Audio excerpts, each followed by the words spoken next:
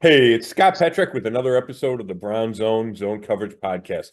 It was an emotional weekend for Cleveland and Browns fans as we lost friend, colleague, and legendary broadcaster Jim Donovan on Saturday. The Browns followed by stunning the Ravens on Sunday for their first win in 6 weeks as Jameis Winston got the offense going finally. Here to discuss, as always, is Dave Chudowsky of Go, the WKYC Morning News. How you doing, Chud? Hey Scott, tough week, no question.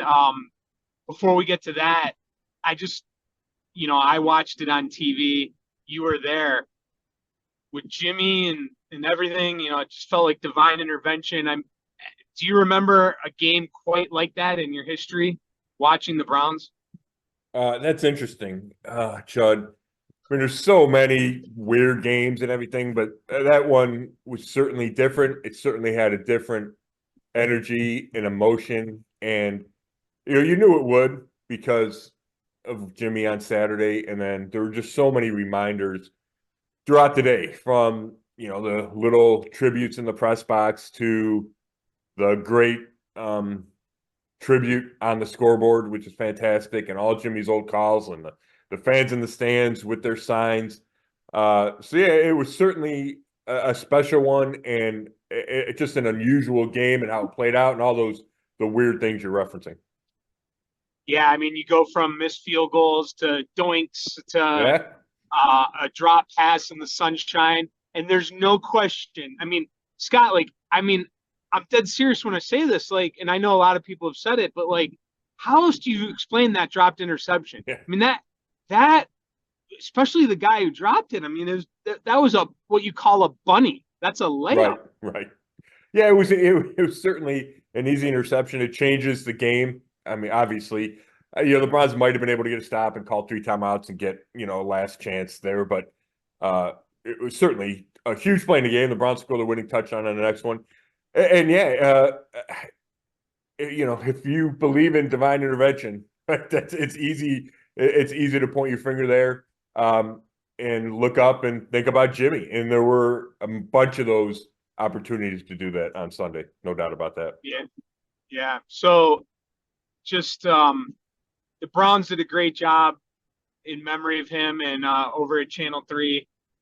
7 o'clock on Monday night. We had an hour-long Yeah. special. If anyone did get a chance to see that, if you could try to find it on social media or on WKYC.com, I would definitely invest the hour to watch that.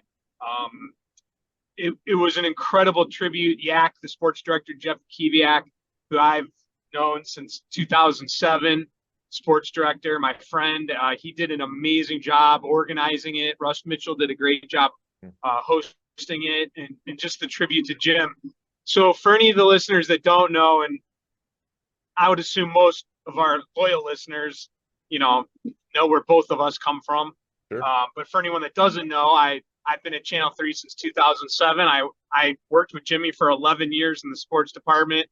I interned with him back in 96. I mean, I wouldn't be here today if it weren't for Jim Donovan interning with him and then learning the business. And then he gave me some great life tips in the business that helped me in the business. And then, I started in Toledo in 97 and then came here in 07. It took me 10 years to get here. I never knew if I would.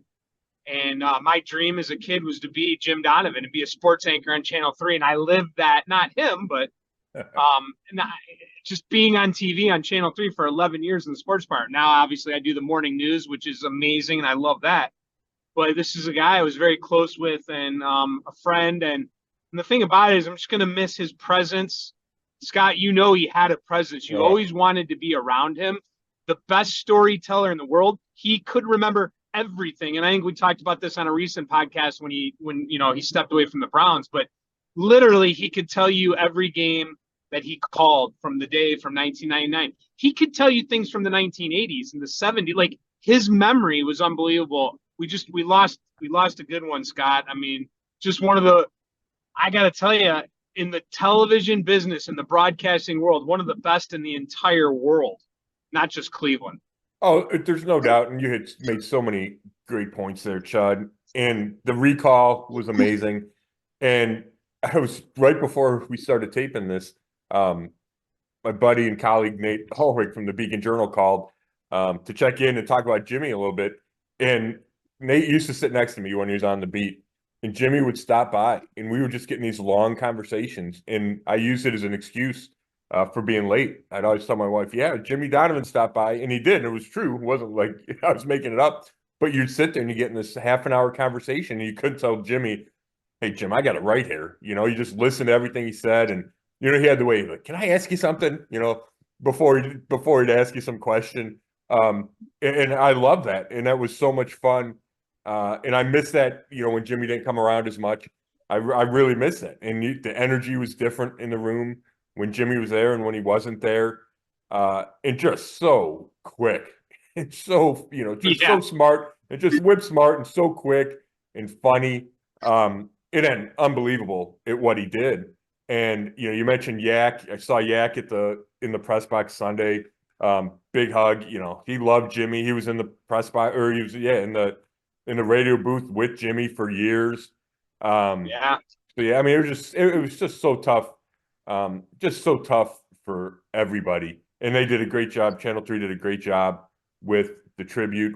And I tweeted it out. I was honored to go. I got invited to his retirement celebration in June. I saw you there, felt so good to be there. And just being able to call Jimmy a friend and a colleague. I think might have been the first time I went on TV. Channel 3 had me on to do when the Haslam's, not to bring a bad memory, but when the Haslam's, the whole FBI thing. I got a call, I think, from Yak, and went down and was on with Jimmy. And talk about a little nerve-wracking to go on with Jimmy, but it was great. I remember that, yeah. His wit was incredible on the news desk, doing news when he did the 7 o'clock news, when he did sports. You could never trip him up. He always had a joke or a comeback for anything that was thrown his way, which was just so fun to watch. I remember that as a kid. So then to see it on TV, but then to be an intern and watch him do it, and then to work with him and watch him do it, he was just a master at that.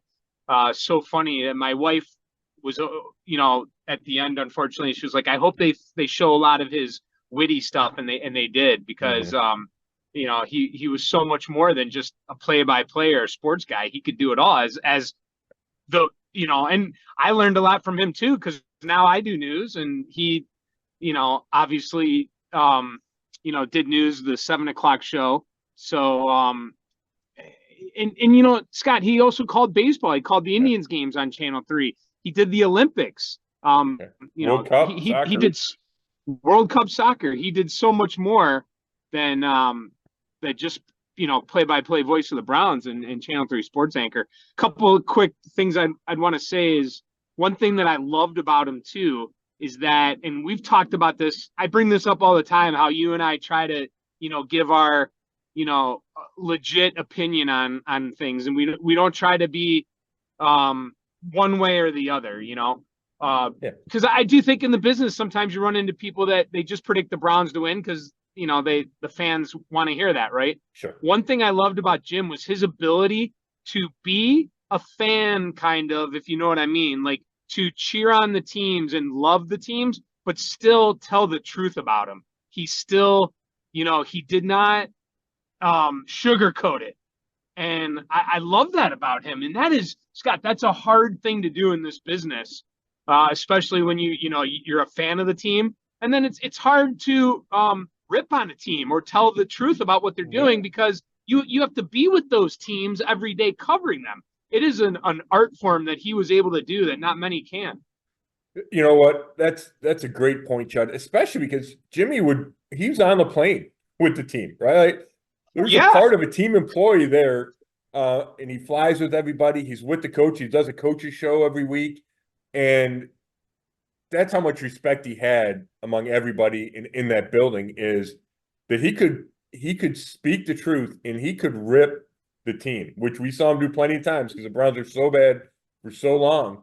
And we'd watch those Sunday night things, right? He would do his recap from the stadium and would not pull any punches. And it takes some guts for him, number one, but it also takes a respect level that he earned inside that people wouldn't take it personally. and people inside the organization would not be offended by that. And I think that speaks so highly to Jimmy. And while I say you mentioned the fact that he did baseball, and I know he did other sports, talk about a guy that was devoted to the craft of play-by-play. He would watch any sport. He would listen to every time he talked to him he was listening to a broadcast on his way in. He couldn't wait to listen to a college football game. He didn't care what it was. He would listen to high school play-by-play games just to hear other play-by-play stuff. And I remember during bowl season, every year he would come in and he would talk about how much he liked bowl season because there were games on all day long. So he'd leave Berea on a Thursday and go, I get to go watch college football for the rest of the day or whatever. And he would just soak up all the play-by-play. He was always trying to learn and pick up something. It's so true. Scott, he knew everything about media and listened to, like you just said, on his ride home from work at midnight, he would listen to Sirius or find a station on the AM dial from another city. He constantly was critiquing and listening to other play-by-play announcers and other broadcasts, and he knew everything in the business. I know he would wake up in the morning. He would watch Channel 3 News in the morning. He would watch it during the day. Like, he was always consuming the business, and that's a true story. I mean, he loved the business so much. And the last thing I want to say, because we could go on here for a whole hour or longer talking about Jim, no question.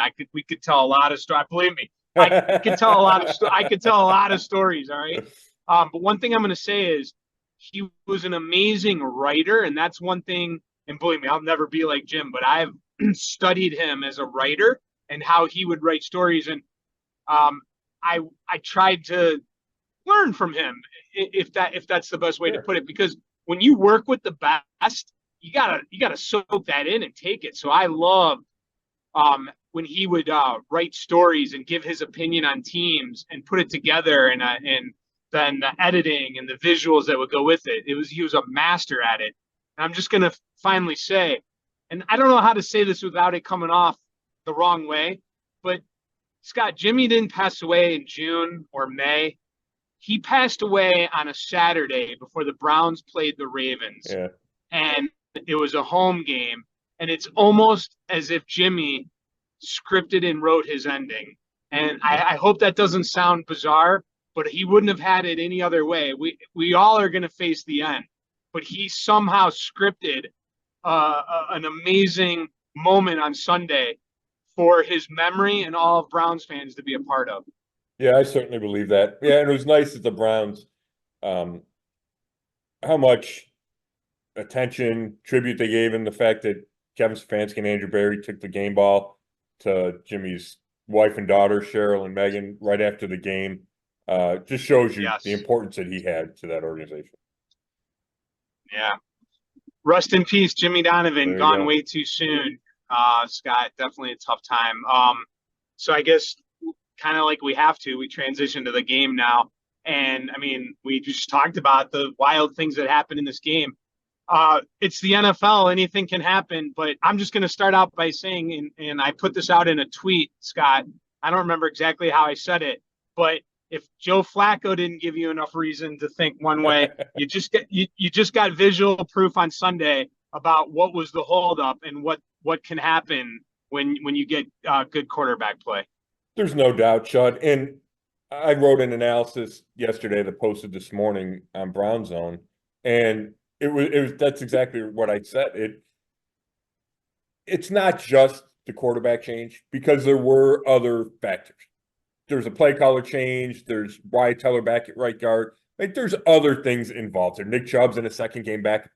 But it's clearly the number one factor in the difference in the offense was to change a quarterback, and it's Jameis Winston versus Deshaun Watson, and it's pushing the ball downfield. It's hanging in the pocket when you need to. It's getting rid of the ball quickly when you need to. It's setting the protections to give yourself more time in the pocket. Yes, I believe the offensive line blocked better, but Winston has a part in that because he knows where to be in the pocket, because he knows where to pick up the blitz and all those kinds of things. The receivers played better because he gave them chances. And Jerry Jeudy has been open running deep crosses all year long, and Winston found him.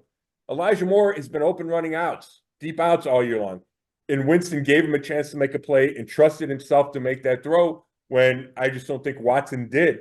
Either, number one, didn't see him, number two, didn't trust himself to make the throw into a tight window, or didn't trust the receiver to make the play. And Winston did all of that. And it's night and day. It's a stark contrast. You saw it with Joe Flacco, like you mentioned, and you saw it with Jameis Winston. And, I guess from a Browns perspective, it's a shame that it took until the 8th week to get there. I understand why Watson was playing quarterback, but it's obvious that change makes that big a difference. Yeah, but let's not, going back to that interception, if he throws that interception, the narrative's a little bit different, as we always talk about. It's a game of inches. And then the narrative this week would have been, well, Scott, I mean, you saw the difference, but this is what Jameis also does to you. He throws that critical interception. He got away with it, but, that could rear its ugly head in the future. There's no doubt. That's who he is. And we've seen it. So I think he's thrown 99 interceptions in his career. The season of 2019 is Jameis Winston in a nutshell. He led the league in passing with more than 5,000 yards. He threw 30 interceptions. He led the league with 30 interceptions. He threw 33 touchdowns. So it's a lot of boom or bust. Now, I do have to say this, Chud. After that, the Bucks let him go. They brought in Tom Brady. We know how that story ended. He goes to New Orleans, sits behind Drew Brees for a year, learns under Sean Payton, becomes a starter after Drew Brees retires. He goes 5-2 to start 2021. He throws 14 touchdowns and 3 interceptions and then tears his ACL. So I do believe that he's gotten better and gotten smarter with the ball. Now, he could have thrown however many picks Sunday. There were chances for the Ravens. Now, the Browns had chances too. Denzel Ward dropped one. Grant Delpit dropped one. My point is, you're going to have that with Jameis Winston, just like you had it with Joe Flacco. But maybe it's not as bad as it used to be with Winston. And if he can manage that, and maybe it's 1 interception a game, you can live with that to a degree. And you can certainly live with it if you're throwing for 335 yards and 3 touchdowns, right? There's a balance there.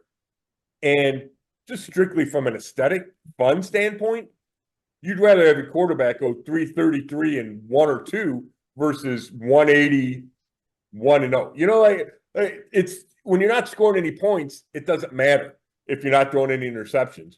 So, yes, Winston wasn't perfect, but I think it's something to build on. And I think he energizes everybody. He gives confidence to the rest of the offense. And you can see the defense have to adjust. It has to play for Winston to take shots. And that should open things up for Nick Chubb or vice versa. The threat of Nick Chubb opens it up for Jameis Winston. Yeah. Scott, we might not be the best predictors this year. We've gotten better as the year has gone on. But we both got it right. They scored over 20 points. Well, me, I kept picking it for about 5 weeks in a row, so I was due. Wow. But yeah, I mean, right? Like they get to 20 points. Their quarterback throws for 300 yards. Watson hadn't thrown for 200 yards this season. And he'd never thrown – he started 19 games with the Browns. He's never thrown for 300 yards. Winston does it in his first start. And, I'm not trying to pile on Deshaun Watson. These are just the truth, and they're facts. And it's why, I wrote last week that you can't go back to Watson as your starter. And this is just another example. It just shows you this Winston's ability to play like he did. It shows you – it just shines a bright light on Watson's failures and his faults. Why was the offensive line so much better? It appeared to be much better in this game. And Kevin Stefanski has harped on that, after the game Sunday and again Monday. And part of it is you get Wyatt Teller back at right guard. He's one of the best in the business. Ethan Posick is getting healthier. He started a couple games in a row. He'd missed time with his knee. That helps. You put, DeJuan Jones at left tackle. He wasn't great, but he was an upgrade on how Jed Wills had played at least the previous game. So I think all those individual things happened. Jack Conklin at right tackle has solidified that spot. And now I think that was his third straight start, so he's feeling more comfortable. So I think all those things are a factor, Chud. And I also would say it, like I mentioned at the beginning, it goes back to Winston. You see him, they picked up more blitzes, and it's because Winston knows how to do the protection. And I think Watson struggled with that. Nick Chubb did a great job in blitz protection. So I think there's multiple factors. But when you have a quarterback who makes good decisions, quick decisions, doesn't run into sacks, I think all that helps, and it gives the line confidence. On top of that, the line just played better, and part of that was because of the guys they had on the line. Scott, I got to tell you, you brought up other factors besides just the QB, and I agree with you. The teller, the Chubb, and the play calling. I still think. I still think they could have won that game with Stefanski calling the plays, or do you think it was all the change in play caller? No, I think they could have won with Stefanski calling the plays, and that's something that's hard to quantify.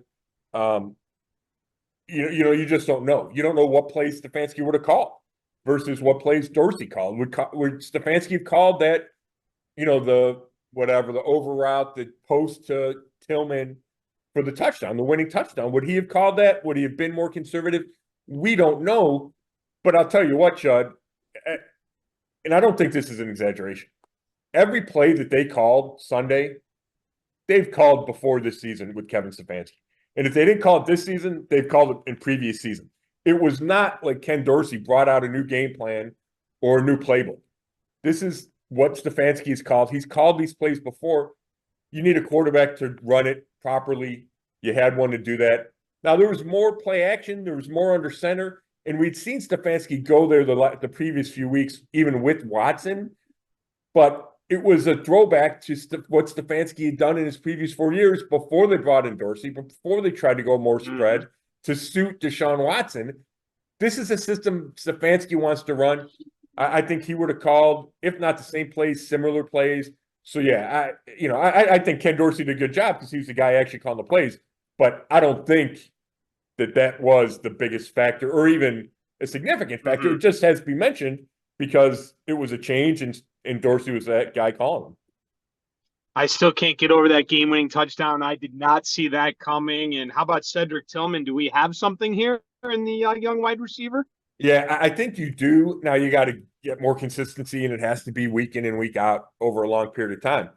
But I'll tell you this, Chud, the Browns were high on him coming into year two.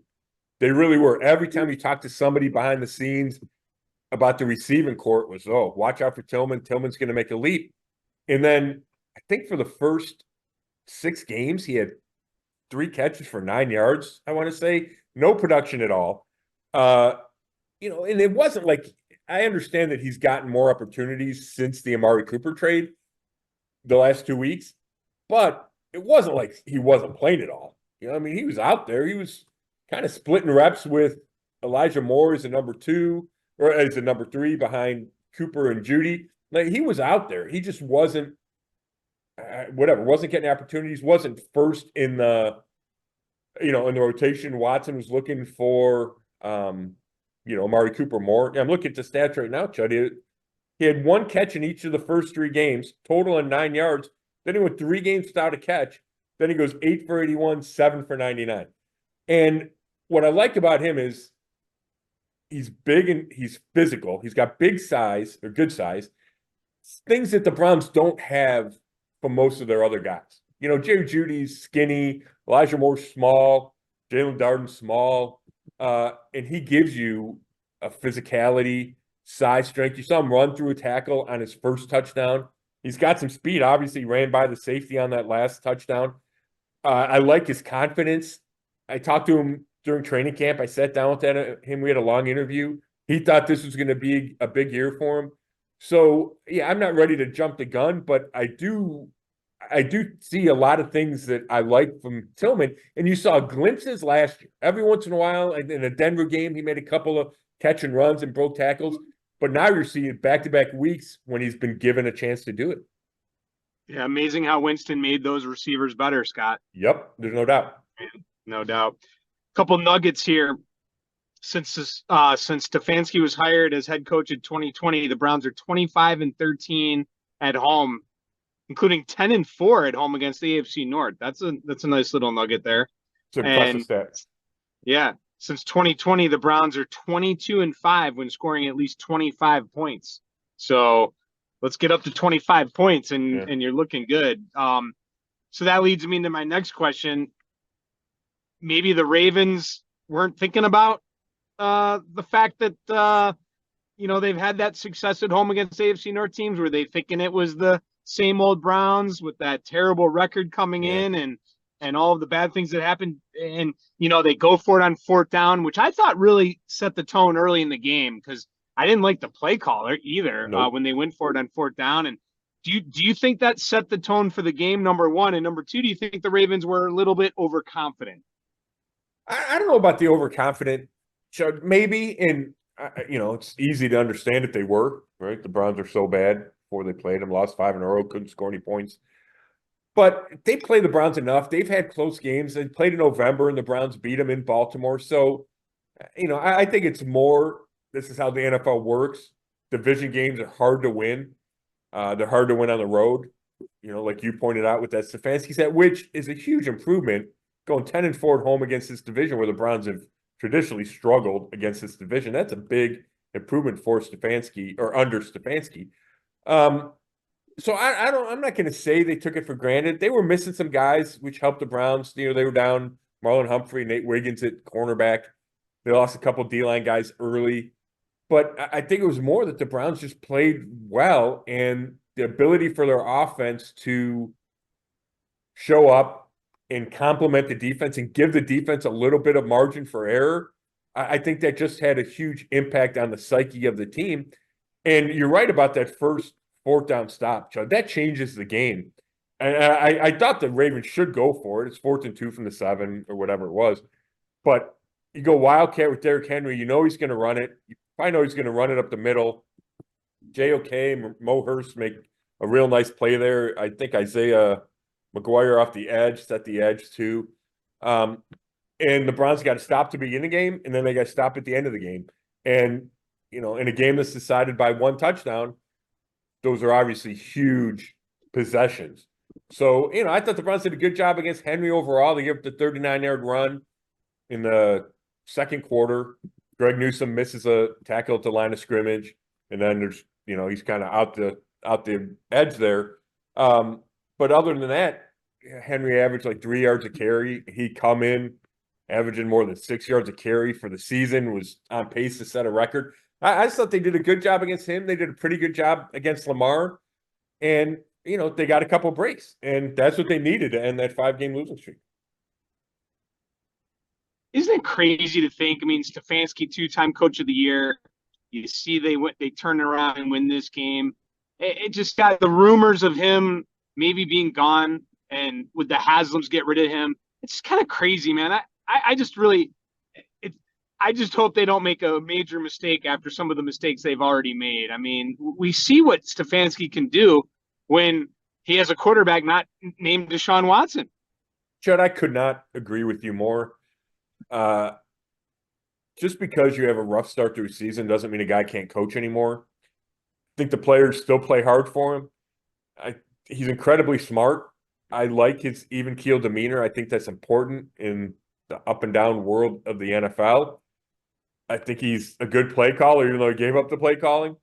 And you're right. All you need to do is see how he plays when he gets a quarterback to perform at any kind of a level. And I think we've seen that time and again. And yeah, I mean, who knows? If they go 2-15, they could have major changes, and maybe I would change my mind and say yes, that he was a big reason for it. I don't think they're going to go 2-15, and I don't think that he's a problem, period. I was going to say I don't think he's one of their biggest problems. I don't think he's a problem, period. I would not move on from Kevin Stefanski unless something drastically changed. Can the season be saved? Is there hope? Yeah, I mean, that's the question, right? And that's what's amazing about this league, Chud, is their Browns are 1-6, lose 5 in a row. Everybody's done with them. Everybody's fired. They beat the Ravens, and you start thinking, oh, can they make a run? Yep. I don't want to get ahead of ourselves. And Juan Thornhill tried to go there a little bit Monday, and Myles Garrett after the game Sunday. they gotta win some more games before we even have that discussion. I saw one probability for them to make the playoffs at, I think it was 0.4%. I saw another one today that was at 2%. So obviously those are long odds. We're talking they're 2-6. They need to be probably 10-7 to have a legitimate chance. 9-8, you never know, but let's say 10-7. It means they got to go 9-1. Is my math right there? 8-1, 8-1. The rest of the season, 8-1, right? And that's a tough schedule. They play they play the Chiefs, they play the division. I mean, they play the Steelers twice. They got the Bengals, they got the Ravens. It's a tough schedule. So I don't expect them to make a miraculous comeback and go to the playoffs. I do expect them to play better. I think Winston will give them that chance. I think they could win Sunday against the Chargers and go into the bye with some momentum, and then who knows? And if you start stacking them, who knows? But obviously the margin for error is so small now, you can't afford to lose maybe more than one. So I'm not ready to get there, but I do think they're going to play much better moving forward. Yeah, that's going to be pretty difficult. Thornhill, you had mentioned him, that the team's in better position than many people to make many people believe, because most of their losses have come against NFC opponents. And he noted they have an important stretch coming. Right. He's not wrong that they have an important stretch coming. And 8 of their 9 remaining games are against the AFC. So those games mean more, and they mean more for 2 reasons. One, the tiebreakers to get in the playoffs. It's division record, and the Browns are 1-1 in the division. And then it's conference record, and the Browns are 2-2 in the AFC. So he's right about that. Plus, you play those teams. So, for instance, this week you play the Chargers. It could come down in January to you versus the Chargers for a wild card spot. You can give them a loss, and then you have the head-to-head tiebreaker. So all those things are important. But the first thing that matters is your overall record. They don't take away those 4 losses or the 3 losses to the NFC. Like the NFC East, or the 4th. They got swept by the NFC East, right? They don't take those losses away when you get to the end of the season. That's number 1 on the list of who gets in the playoffs. So the Browns could go whatever 9-2 inside the conference and lose all their NFC games, and they would still miss the playoffs because they're 9-7 or whatever those numbers would be. So he has a point to a degree, but they're still 2-6 with a ton of teams ahead of them in the AFC playoff race. And, that doesn't change just because the losses are to the NFC. Yeah, that's a great point. I thought the same thing when I saw that quote. Well said there. Let's get into some injuries here real quick before we get into the major injuries from the game. How do you feel Nick Chubb is looking? Do you feel like he's getting better, and do you think that as the year goes on, it's only going to get better and he can get back to where he was, or is what we're seeing kind of now going to be the ceiling? What do you think? I love that question, Chud. I need to see him out in space and see if he can open it up and run away from guys like he used to. And if you see that, then I think you can say he's back to normal. Because that was one of the things he did great, right? We remember that first breakthrough game he had when he wasn't even a starter against the Raiders back in the day, and he had those 3 huge, I think there were two or three huge touchdown runs in that game. And he's done it throughout his career. We haven't seen that yet. I think his longest run was 15 yards, and you saw a little bit of burst there. He got through the hole, he exploded, he got the 15-yard, which is a big gain. I thought you saw more of that against the Ravens than you did against the Bengals. But I just need to see. I need to keep seeing it, and it's hard when there's no room to run. And the Ravens had the number 1 run defense entering the game, so it wasn't going to be easy for him. It's not going to be easy against the Chargers. They got a good run defense too, but I need to see more to say yes, he's back. But I'm encouraged, Chud. I thought he was better week 2 than week 1, and I asked running back coach Deuce Staley this on Friday. I said, "Is it fair to expect Chubb to be the same running back?" And he said, yes. And then I said, okay, do you think he can be that guy? And he said, yes. He goes, because I watch him work. I watch him practice. So if those are the expectations inside the building, then I'm okay having those expectations outside the building. But I wasn't sure they were fair because he's coming off the second major reconstruction of that left knee. So I think it's been encouraging what he's shown so far. I need to see more of it to say if he's back or if he can get back. But I feel better about it than I did 2 weeks ago. Let's get into the big injuries real quick and just give us updates. How we looking with JOK and Ward? Yeah, we're taping this Wednesday before I get out to Berea. JOK was out of the hospital Monday, walking around, tweeted all is well. So I think obviously that's encouraging. Kevin Stefanski wasn't ready to make a ruling on if he could play this week or not. It looks so scary. My inclination is no, but we'll see. And we probably won't know today. We'll know maybe later in the week. But you know, he took a big shot to his neck from Derrick Henry, and you know, could have cost him this week. Yes, it's not. It doesn't feel like it's going to be a long-term thing. Denzel Ward concussion. It's a 6th concussion since 2018. You know, it's just scary, Chud, and we've talked about it before. He says he's still going to keep playing, at least that's what he said in August after his 5th concussion. You know, this one took a while to diagnose. He was in the tent, then he went to the locker room. They weren't ready to say he had a concussion. Then they were. I think it happened at the end of the first half. His back of his head hit the ground on a touchdown, a Ravens touchdown. Then he started the 3rd quarter and left after one play without any contact. So I'm just kind of connecting the dots there. You know, obviously his brain health is number one. When you talk from a football perspective, I don't think there's any way he plays this week. Then you have the bye week. So maybe coming off the bye, you could see Denzel Ward back, but you just don't know with concussions. And the more you have, he said the important thing is to give it as much time as necessary to heal. He's not worried about the number. It's you have to give the latest one time to heal. So who knows how long that will be. No question. All right. Well, as you mentioned, you have to get out to Berea. We're taping this on Wednesday morning. So I'm ready to get to prediction time. Unless you have anything else you want to hit. It's really on your time clock now, Scott. You're the one that's got to get out to Berea. No, Chud, I think we've covered it. And I got about, I got to get in the shower here pretty soon. So, no, I think we covered what we need to cover. Let's go Chargers real quick. Yeah. So last week we both took the Ravens. Man, I just couldn't do it. I couldn't pick the Browns, but I was remember, I mean, our conversation, we talked about how crazy the NFL is, right? And the Ravens coming off Monday Night Football. And I believe I said if Jameis Winston starts, you never know. I just couldn't do it though. I just didn't believe for sure it could happen, but should we be surprised, right, in the NFL these days? No, you shouldn't be. And you're right. It was the Winston factor. We just had not seen enough from the Browns offensively to say they can keep up with the Ravens. And they would not have, unless Winston was a quarterback.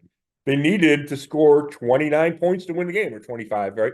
So until you'd seen Winston out there, I wasn't confident to predict the Browns could score that many points. Yeah. All right.